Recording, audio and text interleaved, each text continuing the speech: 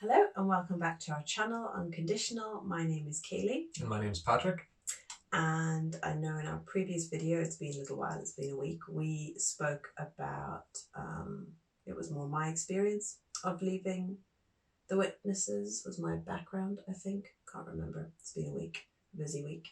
And so in this video, we wanted to talk about why we disassociated, because that's what we chose to do in the end, and what kind of developments happened to make us decide to disassociate.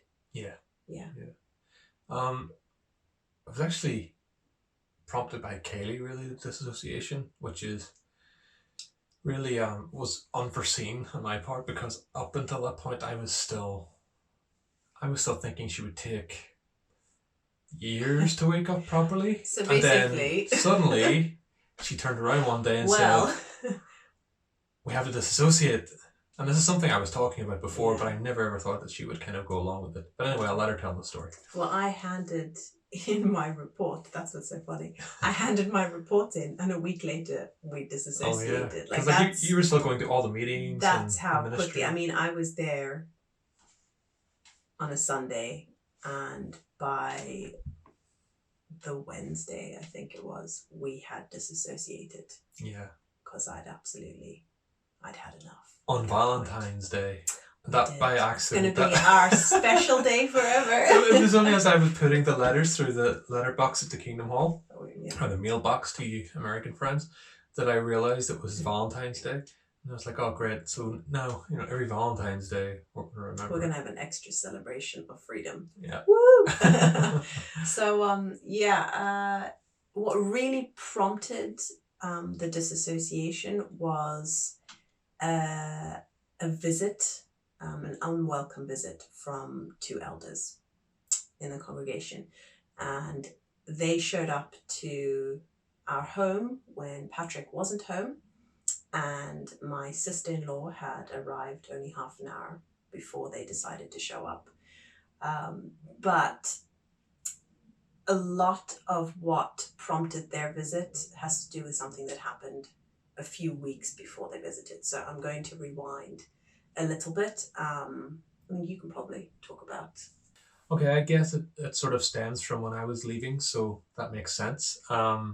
So before I left, I knew it was going to come up at some point in the near future. I couldn't keep putting on this false pretense or whatever, and we wanted to tell our friends, etc. So we invited a couple we were really close friends with to our home, and just before they arrived, I told Kayleigh, I actually feel really uncomfortable, telling them what's going to happen while they're in our home.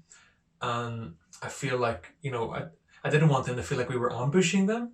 We lured them in to start talking to them about apostate stuff, etc. So what I was going to do was the brother, or the guy who I was friends with, we would normally meet up once every couple of weeks for a drink, and I decided, right, I'm going to go speak to him then instead.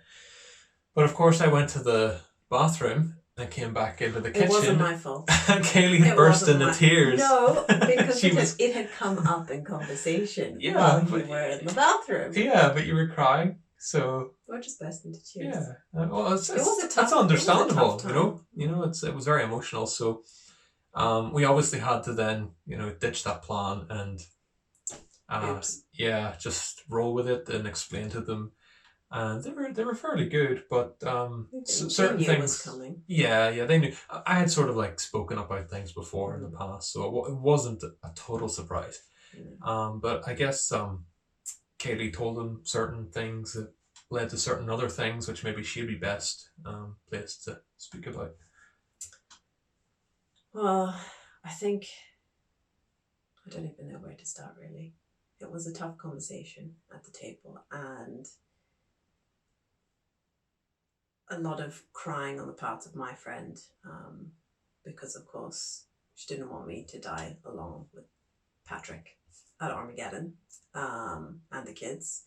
And my reasoning was, why are you crying? I'd rather go down at Armageddon with my family than live in paradise without them, or having had my memory wiped by Jehovah, as it were.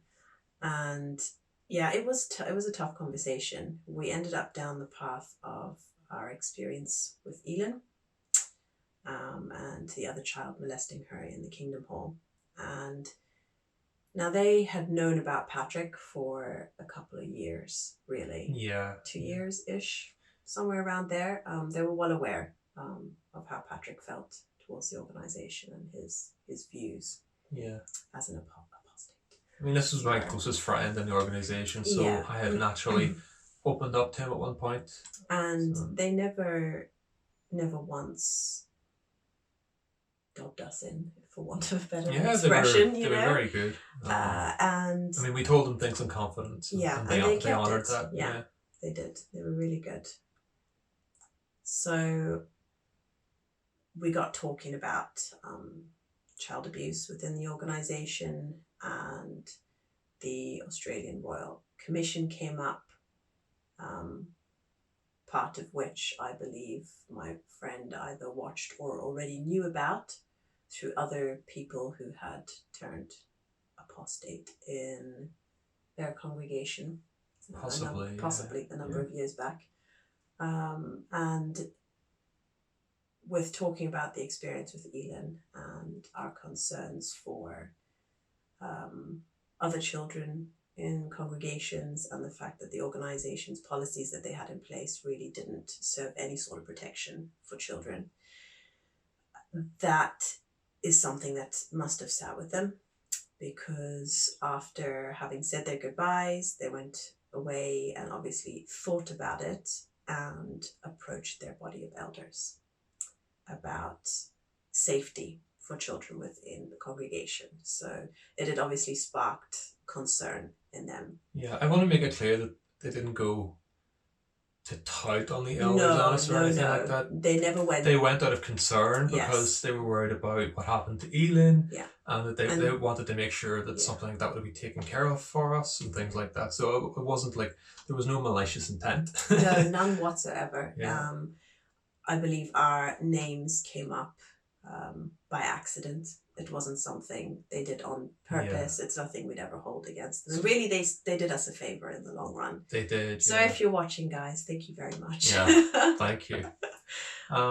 It's funny actually. They had the good, I guess the decency. Oh, myself and the friend, the guy, we met up anyway a couple of days later, because we thought the dinner we had at our house, it kind of ended on a bit of a bum note, and we said, like, we don't want the last thing that we do together to be like that. We don't want to remember it as this weird, awkward goodbye. Yeah, because it was. It was. Even if it wasn't, I don't know, it was. They took it really well, but it was still a bit strange. So what happened was, a couple of days later, we still got together for a drink, just to talk a few things over, whatnot, and that was when he brought up that he found out that his elders, after them discussing it, went and told the elders in our Kingdom Hall. So we had an inkling then that something might happen. But I still didn't expect it. Yeah. I probably should have. I kind of put it on a back shelf. Yeah, I didn't really. I sort of thought, oh well, maybe they'll do something, but it won't be anytime soon, because and it was our circuit overseers visit the week after we had the dinner with them. So I thought, their elders will all be busy. It's not going to be anything that's, I guess, going to come back to bite us. But lo and behold, about 2 weeks later, I'd say maybe 3 weeks. Might have been 3 weeks. Yeah. Maybe 3 weeks later. I can't remember. I just know I was away with my friends playing Dungeons and Dragons that evening. Yes, you were. Left me to the dragons. Good timing. So I'll get into the actual story now. What happened was 2 elders came on a Friday night. They showed up unannounced, and this is after me previously asking for no one to show up at my door unannounced, because Patrick wouldn't be willing to talk to them Mm. because, of course, the elders had been pressuring me at meetings, especially leading up to the Circuit Overseers visit. Yeah. But even at that, there were two elders that I had never met before. They were... And part of their reasoning for turning up was that they were there to encourage me. I'm like, well... And I didn't know them either. Yeah, because they were were fairly new to yeah. the congregation. I knew the first name of one of them, and I didn't know a first or a second name of the second one. It was really weird straight off the bat. Yeah, very impersonal to send people who don't know you to your home that you've never had them over to before. It was awkward, to say the least. Now, I'm not unkind. I was a bit shocked to see them at the door, especially since my sister-in-law had just shown up. But I did invite them, and I said, look, Patrick's not here. I said, but you're welcome to come in for a cup of tea. That wasn't an invitation to come in and talk to me. And when they came in, they sat down and nobody would have a cup of tea. Cue the awkwardness, majorly. I eventually got one of them to at least have a glass of water, which he sat with and rocked in his chair backwards and forwards. I'm not even kidding. The young elder. Wow. He was so awkward. It was... Yeah, I really feel sorry for that guy, the way you described how, he didn't... I am just glad that I was awake at that point. I may not have been quite emotionally ready to deal with it, but I was awake enough to not let my emotions, not let the tears start, because that would have been the unleashing, I think. So they sat down, they asked if Patrick would be home anytime soon, and I said no, he wouldn't. They're He's lucky away. I said, is there something you wanted to say? So they said yes, rather seriously, and kind of sat on the edge of the couches. Nothing, nobody was getting comfortable. At that point, my mom had left for her portion of the house. She thought it would be safer not to be there. And she wasn't involved in any of it, so I'm glad she wasn't there for it. And my sister-in-law, unfortunately, had no escape, so she sat for the entire visit. Yeah, just to make it clear that my sister is a witness. She was at the time and still is, and is shunning us. So just to give some a little context. Bit awkward, but when I asked them what the issue was, their words were, I've got to make sure I get this correct, was it's come to our attention that you have made an accusation of a serious nature that involves the congregation. So those were their exact words to me. And I sat there floored because at that point it hadn't hit me that this was over what had happened with Elin. I literally just sat there and thought, what have I done? I stay out of everyone's business. I keep myself to myself. How could I have accused somebody? I haven't spoken to anybody in weeks. Yeah. I just sat there, and the kids were running up and down because we've got an open plan downstairs. So they were running up and down, and suddenly it clicked. And I said to them, instead of coming out with it, I said to him, to the elder who was speaking, the older elder, I said to him, who has made this accusation? Because I have a right to know who's made this accusation. And they sat, put their lips together and shrugged their shoulders. About 4 or 5 times I said to them, who has accused me of something? I said to them, I've not accused anybody of anything. Why would I do such a thing? And then we sat in silence because they weren't going to give it up. Not going to make life easy, are they? You never do. And I then said to them, oh, is this about Elin? Is this about what happened with Elin? And even then, they didn't even give me a yes out loud. It was just like a, I don't know. It was very awkward. So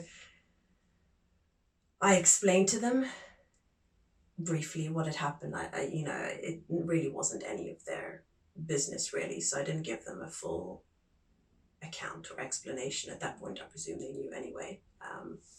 And I did say to them that the child involved is just a child. I said to them, I don't like that they've used the word accused against me, because I think it's a disgusting thing to say you're accusing a child of something that they have no idea of what is right and wrong. They don't know what they're doing.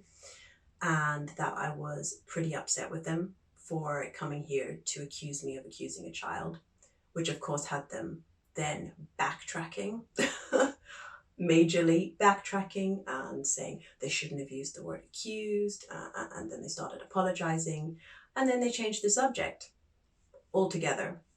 They started talking about asking me if I would like to divulge any information on Patrick.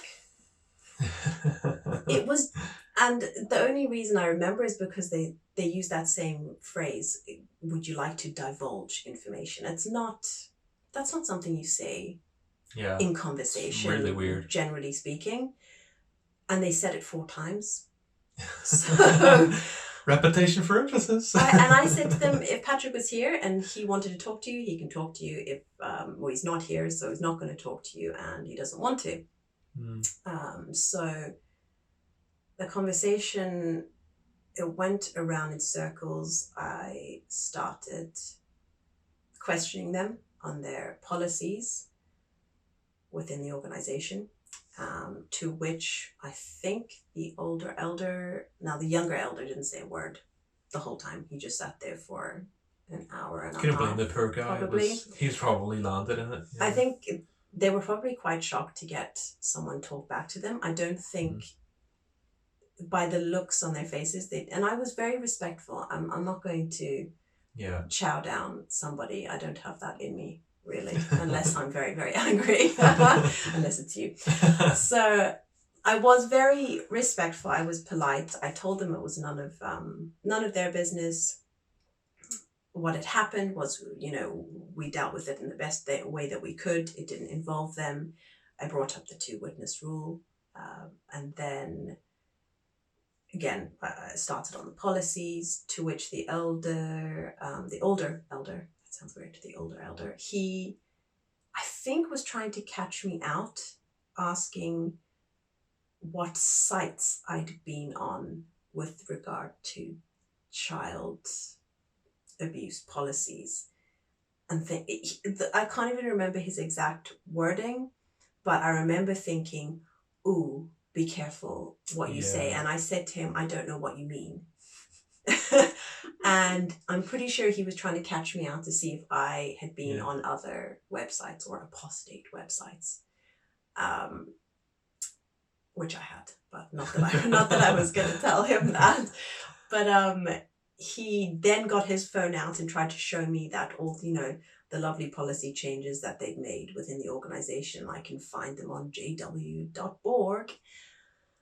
And I just took his phone and went, yes, I've read these all. And then I gave them the scenario that, what if there was an abuser in our Kingdom Hall?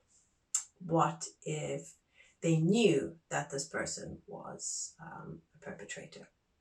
What would they do? I wanted them to tell me what they would do within the congregation.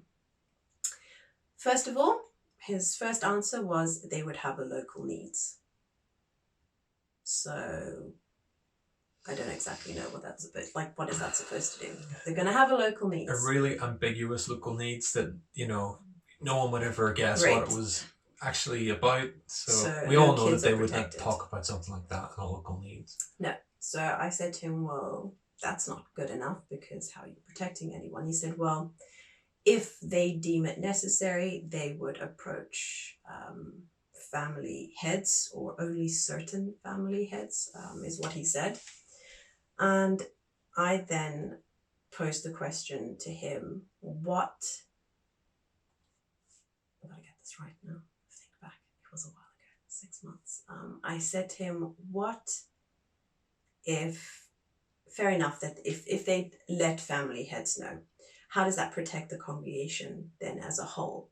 Because I said to him, so if I then leave my child to go on ministry with somebody else who isn't a parent in the congregation, they go to a ministry group and this child molester, child abuser is there. And the person who is caring for my child is not aware that that person is an abuser. That then is an opportunity for a child to be abused, basically, because no one except certain family heads know about it. So how can you protect the congregation as a whole if they are not made aware? And he said, oh, he doesn't know how to answer. And then again, tried to distract me with another story of his own personal abuse history outside of the organization and how it exists everywhere in the world and it's a terrible thing. And so if that makes it okay. Sadly, it does, but that doesn't take away from the situation, you know? And then he starts crying on my couch. Crying on my couch. I'm like, I can't even make this stuff up. He was crying on my couch. There's this other elder sitting next to him, awkward as anything, thrown in the deep end in this situation. This fella's crying. I'm staring at him. I don't know what to do. Your sister's almost laughing because she is awkward. That's something my sister would do. And then we're sitting there talking about child abuse and child sex abuse in front of my two kids. It was the most bizarre, ridiculous situation that I probably will never recover from. Like, there are probably things I've left out, but we went in circles. Basically, it just went in circles about how the organization, they were saying, oh, they've put things in place. And I said, well, actually, you haven't. And then they were saying things about the 2-witness rule. And I was saying, well, there's no 2 witnesses. The fact that, you know, from knowing from personal experience and from friends who had experienced it, family members, that there isn't enough protection and that the 2-witness rule is a serious, serious hindrance to children getting the help they need. And we went around in circles and just before they decided they'd had enough of me, they turned the conversation to my spirituality. So that was a good cop-out. Then they started going on about saying, you know, well, how is my spirituality? And asking me, you know, what am I doing to build myself up? And I just looked at them and said, how do you think my spirituality is? You know my situation. How do you think I feel? And they went, oh, we don't know what to say. Oh, we don't know what to say. Weren't very good elders, were they? It was terrible. And then they eventually got the Bible out, said a couple of words, you know, throw your anxiety upon Jehovah. Wow, wow, wow, wow, wow. I'm like, okay. So I said, well, I think we're about done here. And I was about to get up and he's like, we need to pray. We do. We do. He's like, do you mind if we say a prayer? I'm like, you work away. Go ahead. You want to pray, you pray. But I did not say amen because at that point I was very peeved. Very peeved. They'd come into my home for an hour and a half. Well, it was probably pushing 2 hours really. Not once in that space of time did they ask me how I personally felt about my experience of abuse, how I personally felt about the situation with Elin, whether we needed any emotional support or emotional help. They never asked how she was, whether we got help for her, whether we felt it should have been reported or even whether we reported it or not. They did not show an ounce of concern for me, for my child, or for the other child who was no longer in that congregation. It was just, here you have an accusation. It blew my mind. They came there to accuse me of making an accusation against a minor. How it doesn't get much more ridiculous than that. I mentioned to Kayleigh not long after this that I suspected, or I suspected. But the way they brought that up made me wonder if they did have a molester or someone registered in the hall that they hadn't told people about, and they maybe thought somehow Kayleigh had found out about this person, or that when she mentioned something had happened to this other child, it must have been an adult, that maybe Kayleigh was alluding to whoever it was, and it freaked them out. So they were kind of coming around digging for information to see if Kayleigh knew who it was. That's conjecture, but For months leading up to us leaving, they had people, or brothers, manning the bathrooms in our Kingdom Hall, which was a sudden and unusual turn of behaviour. And they announced a number of times about, I remember you were telling me, if your kid's going to the bathroom, that the parent needs to accompany them. But those things, again, at the same time, But it was repeated multiple times at every meeting. It's a bit to strange. The point where you start thinking.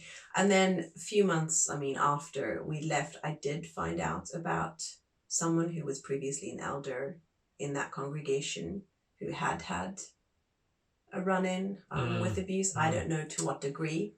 That's right, I just know so, certain details. Was it, did they think we were talking about that person or something? And they just made a strange connection.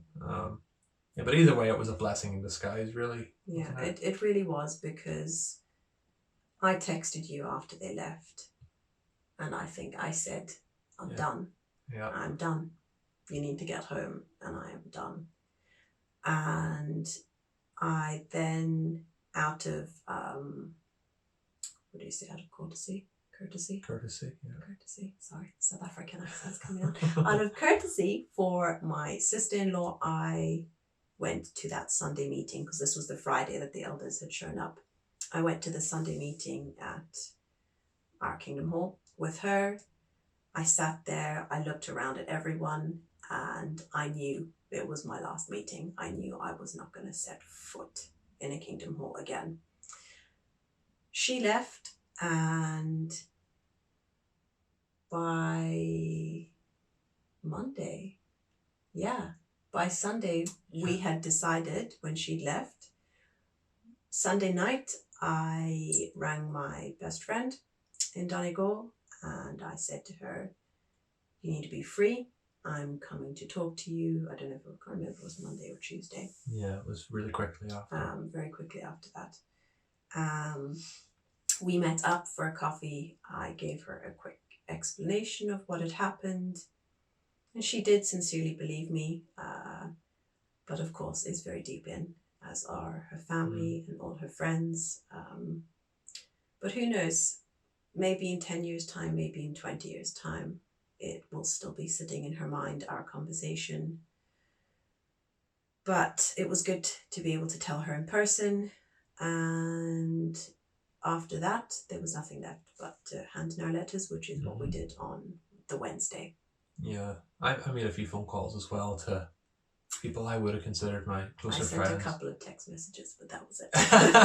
Which was actually very emotionally taxing, and looking back, I wish I'd never done it. And it was a bit strange calling people, and it was as if you were saying your final goodbyes, and there was your mother. Well, not even go to talk about my mother, but there was one of my friends. I would have considered him another good friend. I had a few best friends growing up. You do get to know people, and you grow up with people and things like that. But I gave him a call, and toward the end of the call, I said, "Well, it was nice knowing you." It's like a bit of a joke, and he got really flustered, and he was like, "Oh, I don't know if they maybe thought that we weren't being serious, or that we would come back at some point, despite having said, told them everything we told them," which most normal people would realize, they're not coming back. So, well, what happened was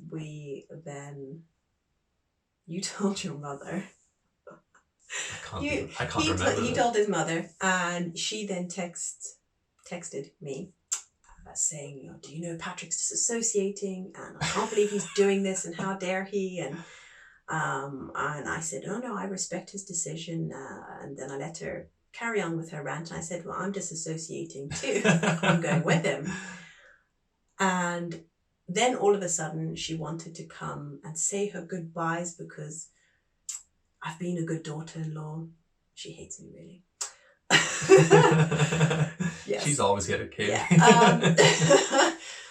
I've been a good daughter-in-law, and she's had 2 wonderful grandchildren, and she wants to come say goodbye to the girls. And that wasn't happening. No. You don't do that to children. That is psychologically scarring, to have people come and say their goodbyes for no reason at all. As it is, our 4-year-old understands that people no longer love her, is the way that she describes it to us. It really was a traumatic experience for her. Super. And I think maybe we'll probably do another video about that, about dealing with leaving a cult with a child who is of an age where they have some understanding of the situation and of shunning.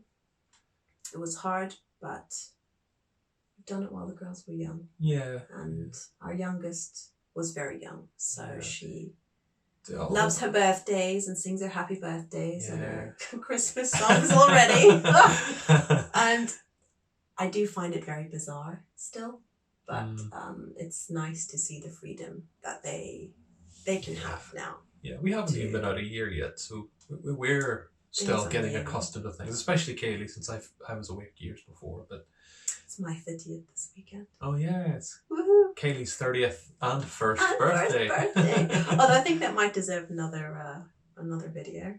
Yeah, we'll do another video about that. Yeah. And someone asked about I think we had 2 requests. One was on talking about the methods. I think it was the marriage, how it was difficult and what effect it had on that. And so we'll do a video on that. And what was the other one? And the kind of methods, the things you use to subtly wake me up. Oh yeah, I think that was part of it. Yeah, so some of the things that I did to help Kayleigh wake up, because we know there are other people who are awake but their spouses are still in. It's not an easy situation. No, it's not. And someone asked about doing a video about what we do now after leaving. Is that something someone was talking about? So children 24/7. Yeah. So we have several videos that will be coming out in the near future. Just so you know. Yeah. But so I think that's about it. Bit long-winded, but thank you very much for watching, and we'll see you in the next video. Yeah, and if there's anything you want us to speak about, let us know in the comments below, and we'll get round to that in one of the next videos. Yeah. Bye. Bye. And we are a husband and wife team. That sounds ridiculous. Let's do that again. You're a team, baby. High five. I'll be your cheerleader, baby. Give me a team. Okay. Yeah. Can we wake the kids up? Okay. Let's just start again. Okay, I stop and start that again. We're having way too much fun. 1, 2, 3, action. Take. Sorry. Okay. Okay. We're a pack of idiots. Oh.